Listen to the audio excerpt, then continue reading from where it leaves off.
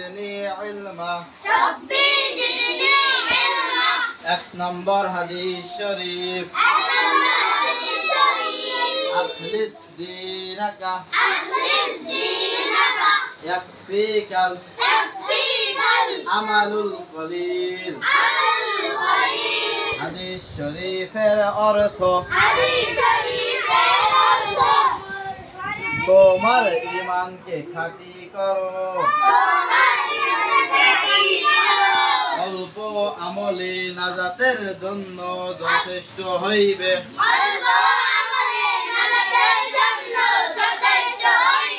2 নম্বর হাদিস শরীফ খায়রুকুম মান তাআল্লামাল কুরআনা ওয়া আল্লামা। হাদিস শরীফের অর্থ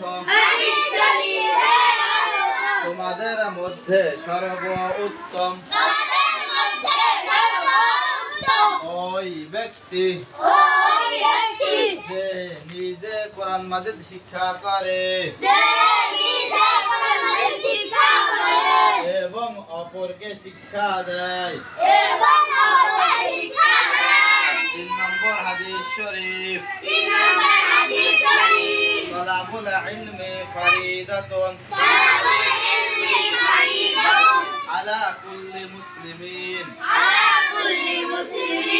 হাদিস শরীফের অর্থ দ্বীনি ইলম তলব করা প্রত্যেক মুসলমানের উপর ফরজ। 4 নম্বর হাদিস শরীফ